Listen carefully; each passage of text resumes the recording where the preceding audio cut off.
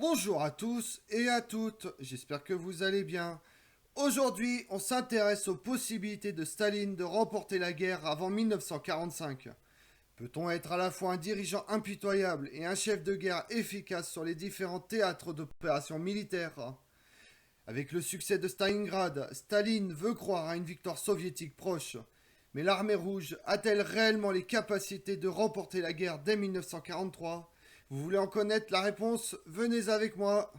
En février 1943, suite à la victoire de Stalingrad, Staline lance deux fronts vers le bas de Dniepr, avec mission de couper la retraite aux forces allemandes qui se replient du Caucase. Manstein parvient à rassembler deux puissants paquets blindés de part et d'autre de la principale poussée soviétique, celle du général Vatoutine.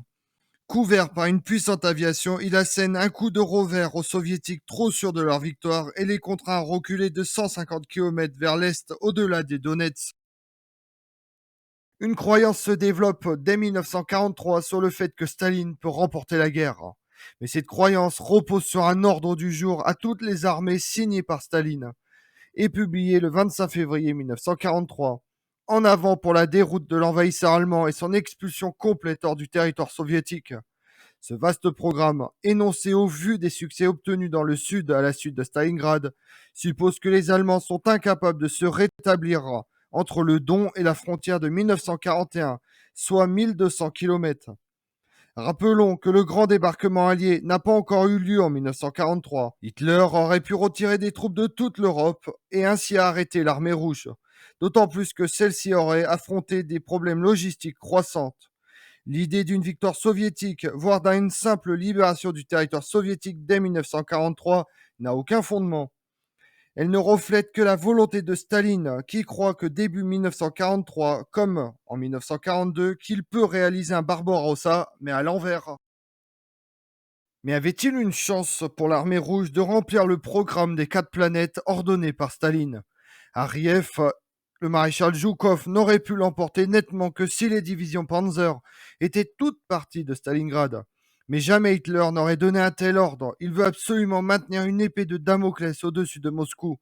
Il aurait enlevé 3 voire 4 Panzer à modèle. Avec les 3 qui lui seraient restés, ce dernier aurait pu éviter la rupture de son front et évacuer les saillants pas à pas, jusqu'à se rétablir sur des lignes plus courtes et reconstituer ses réserves, comme il le fera à Orel en août 1943. Leurs corps blindés ne sont pas encore de taille à affronter les Allemands. Les Russes manquent d'artillerie chenillée, des éléments de génie constitants, une vraie DCA et surtout une infanterie portée pour faire face efficacement aux Allemands. En analysant les chiffres, dans le meilleur des cas, 200 chars dans un corps soviétique, dont une moitié de chars légers. Si on compte 10 hommes par char moyen type T-34 et 6 sur les engins légers, on obtient 1600 hommes. Et encore, au bout de 2 jours de combat, par une simple attrition mécanique, environ 40% de ces chars seront hors service et les fusiliers d'accompagnement mis à pied. Rien à voir avec les 2 régiments d'infanterie, 4000 à 5000 hommes théoriquement, d'une division Panzer dont l'un est porté par un half-track, l'autre par un camion. Le régiment transporté par Half-Track est autonome, doté de moyens radio. Les hommes sont protégés et ils ont une forte puissance de feu, mitrailleuses, canons anti-chars, bientôt fusées, et sont capables de tenir n'importe quel terrain. Les fantassins qui sautent des T-34 en revanche se retrouvent seuls, sans radio, sans rien d'autre que leurs armes légères. Comme les chars s'engagent vite, il y a peu de chances de les retrouver, et généralement leur capacité de résistance est très faible. Bref, le corps blindé soviétique de 1942, c'est encore un paquet de chars renvoyés en enfants perdus. Dès lors, au vu de la différence de puissance, comment penser que Zhukov aurait pu détruire la 9e armée? Même privé de la moitié ou des 2 tiers de ses panzers, les armées allemandes restent supérieures.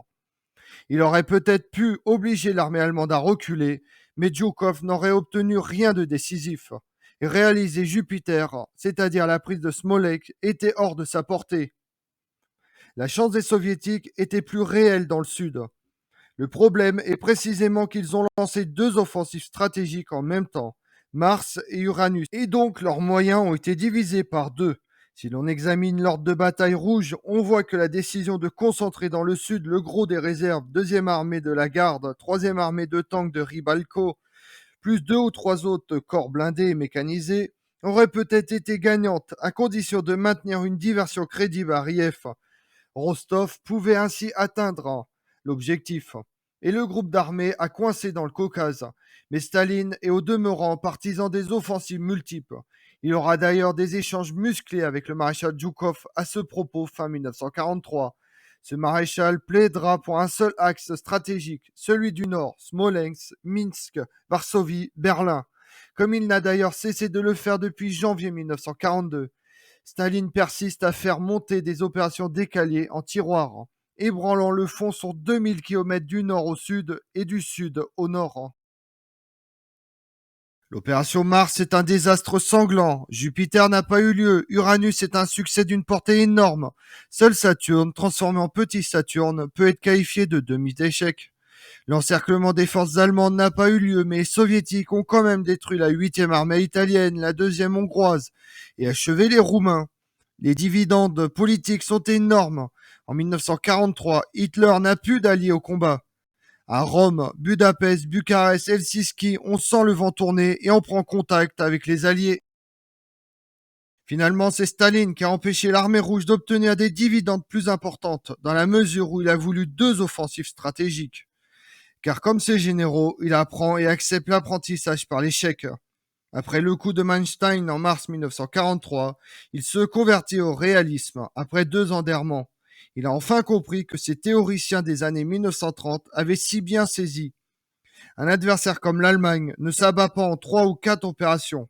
La lutte sera encore longue et sanglante. Cela, il le conçoit et l'accepte.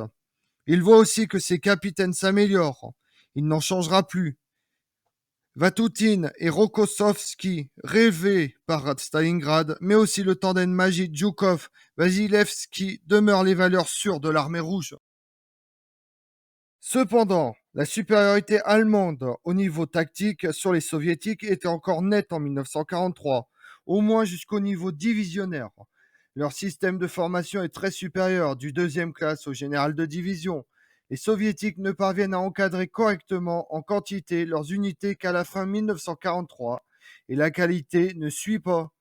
Le vrai point fort des Allemands, c'est la maîtrise du combat interarmes. Ils l'appliquent jusqu'au plus petit niveau. Les Soviétiques en sont encore loin en 1944 et même en 1945, ils n'y parviendront que partiellement. Le corps des officiers de l'armée rouge a été inhibé depuis l'origine et rendu largement inefficient pour des raisons socio-politiques. Il y a d'abord très peu de cadres instruits susceptibles de devenir des officiers. La Russie rurale n'est pas l'Allemagne industrialisée. Ensuite, ce corps des officiers a été terrorisé et massacré en 1937-1938, surveillé sans cesse par une horde d'espions, les sections spéciales du NKVD. Les chefs ont dû partager leur pouvoir de décision avec les commissaires politiques de 1937 et 1940, puis de 41 à 42. Or, durant la bataille de Stalingrad, Staline concède un nouveau contrat à ses cadres. Il supprime le double commandement. Les commissaires ne s'occupent plus guère que de propagande et du moral des troupes et revalorisent le prestige de l'officier.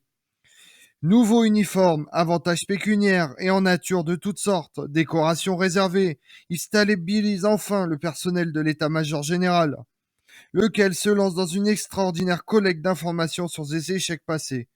Chaque opération est disséquée, les conclusions diffusées, les faiblesses corrigées, notamment dans la structure des forces. Mais comment l'armée rouge a-t-elle pu, au milieu de la plus violente des guerres, face à l'ennemi le plus dangereux, après des déroutes inimaginables, trouver la force de se rebâtir complètement, de trouver les hommes, les armes et les méthodes? Cela demeure un exploit qui fait quand même pâlir ceux que les Allemands accomplissent en mars 43 et en août 44, lorsqu'ils réussissent à stabiliser pour quelques mois un front déchiqueté. Comme on l'a vu, malgré la supériorité de l'armée allemande, l'armée rouge a su s'adapter aux contraintes de la guerre, tout en étant commandée efficacement par des généraux compétents à l'image du maréchal Zhukov. Je vous remercie d'avoir suivi cette vidéo en ma compagnie. Si vous voulez connaître mes autres vidéos, retrouvez-moi chaque matin à partir de 6h45 sur ma chaîne YouTube Tout sur l'Histoire avec Damien, mais également sur les réseaux sociaux, Twitter et Instagram, Histoire Damien. Et pensez à liker, commenter et vous abonner. Je vous remercie à tous.